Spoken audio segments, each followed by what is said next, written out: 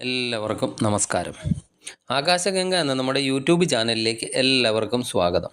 2024 March മാസം അശ്വതി ഭരണി കാർത്തികയുടെ ആദ്യത്തെ കാൽഭാഗം വരുന്ന മേടക്കൂറുകാർക്ക് എങ്ങനെയുണ്ട് എന്ന് നോക്കാം.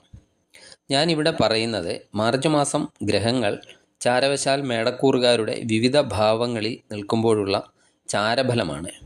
ഇത് പൊതുവായി വരുന്ന ഫല നിർണയമാണ്, അല്ലാതെ ഓരോ വ്യക്തികളുടെയും ജാതക വിവരണമല്ല.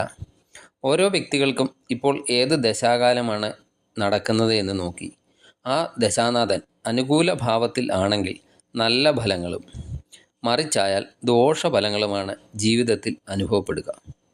മോശം ദശാകാലം നടക്കുന്ന വ്യക്തികൾ ദശാനാഥനെ പ്രീതിപ്പെടുത്തുന്നതിന് വേണ്ടിയുള്ള വഴിപാടുകൾ കഴിക്കുന്നത് ഗുണകരം ആയിരിക്കും.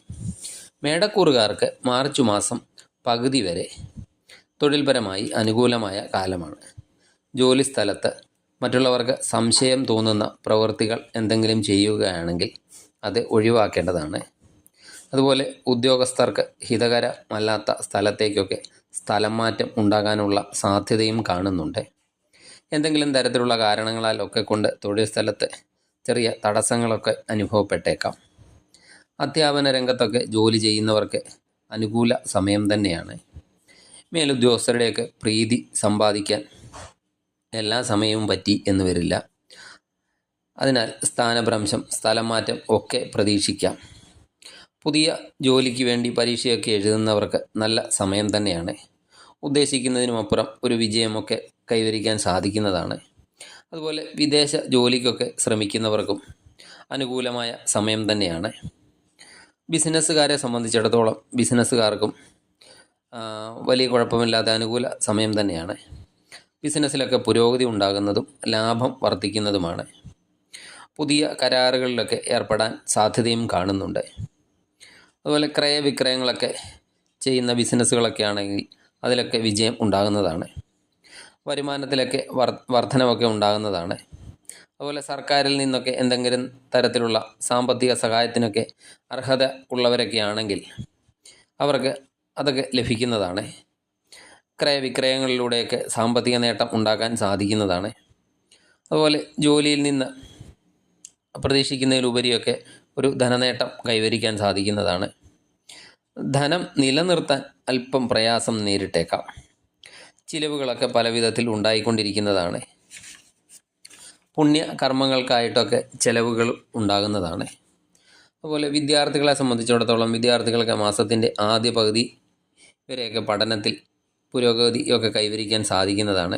മാസത്തിൻ്റെ ആദ്യ പകുതി വരെ പരീക്ഷകളിലും മറ്റും നല്ലതുപോലെ ശോഭിക്കാനും സാധിക്കുന്നതാണ്. ആ സമയത്തൊക്കെ പഠന ചിലവൊക്കെ കൂടാൻ സാധ്യത കാണുന്നുണ്ട്. മാസത്തിൻ്റെ പകുതിക്ക് ശേഷം വിദ്യാർത്ഥികൾക്കൊക്കെ ആകപ്പാടെ ഒരു കൺഫ്യൂഷൻ ഉണ്ടാകാൻ സാധ്യതയുണ്ട്. പഠിച്ചതൊക്കെ ഓർത്തിരിക്കുമോ, അല്ലെങ്കിൽ ഞാൻ പഠിച്ചത് തന്നെ പരീക്ഷയ്ക്ക് വരുമോ എന്നിങ്ങനെയുള്ള കൺഫ്യൂഷനൊക്കെ ഉണ്ടാകാൻ സാധ്യതയുണ്ട്. അതുപോലെ പഠനത്തിലൊക്കെയുള്ള ശ്രദ്ധ മാറി വേറെ വഴിക്കൊക്കെ ശ്രദ്ധ തിരിയാനും സാധ്യത കാണുന്നുണ്ട്. അതിനാൽ മാസത്തിൻ്റെ പകുതിക്ക് ശേഷം വിദ്യാർത്ഥികളെ നല്ലതുപോലെ ശ്രദ്ധിക്കേണ്ടതാണ്. വിദേശ പഠനമൊക്കെ ആഗ്രഹിക്കുന്ന വിദ്യാർത്ഥികൾക്ക് മാസത്തിൻ്റെ പകുതിക്ക് ശേഷമായിരിക്കും കൂടുതൽ ഗുണകരമായിട്ടുള്ളത്. അതുപോലെ പുതിയതായിട്ട് വിവാഹം ആലോചിക്കുന്നവർക്ക് അനുകൂല സമയം തന്നെയാണ്. പ്രണയ വിവാഹങ്ങളൊക്കെ നടക്കാൻ സാധ്യതയുണ്ട്.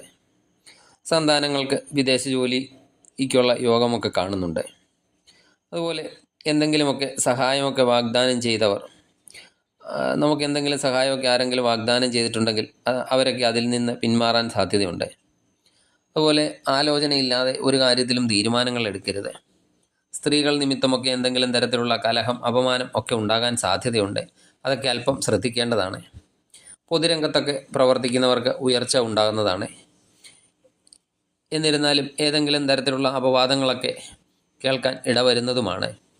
അരുതാത്ത വാഗ്ദാനങ്ങളൊക്കെ കൊടുക്കുന്നത് കൊണ്ട് ഉറ്റ സുഹൃത്തുക്കളുമായി അകലാൻ ഇടവരുന്നതാണ്. അതുപോലെ പിതൃസ്വത്തുക്കളൊക്കെ ലഭിക്കാൻ ഉള്ളവരാണെങ്കിൽ അതൊക്കെ ലഭിക്കാനുള്ള യോഗം കാണുന്നുണ്ട്. മാതാവിൽ നിന്ന് ഗുണകരമായ പ്രവൃത്തികളൊക്കെ പ്രതീക്ഷിക്കാം. ദമ്പതികൾ തമ്മിൽ അഭിപ്രായ വ്യത്യാസത്തിന് സാധ്യതയുള്ളതിനാൽ പരസ്പരം പറയുന്ന വാക്കുകളും പരസ്പരമുള്ള പ്രവൃത്തികളുമൊക്കെ അല്പം നിയന്ത്രിക്കേണ്ടതാണ്. ആരോഗ്യപരമായും വലിയ കുഴപ്പമില്ലാതെ പോകുന്ന മാസമാണ്. മാസാവസാനമൊക്കെ അല്പം ശ്രദ്ധിക്കണം എന്ന് മാത്രം. ഉറക്കമൊക്കെ ശരിയായ രീതിയിലൊക്കെ ക്രമീകരിക്കേണ്ടതാണ്. ദൈവാധീനത്തിനായി മഹാവിഷ്ണു ക്ഷേത്ര ദർശനം നടത്തുക. കഴിയുന്ന വഴിപാടുകളൊക്കെ മഹാവിഷ്ണുവിന് നടത്തുക. അതുപോലെ ശിവഭഗവാന്റെ ക്ഷേത്ര ദർശനം നടത്തി കഴിയുന്ന വഴിപാടുകളൊക്കെ നടത്തുക. നിങ്ങൾക്ക് നല്ലൊരു മാസമാകട്ടെ മാർച്ച് മാസം. നന്ദി, നമസ്കാരം.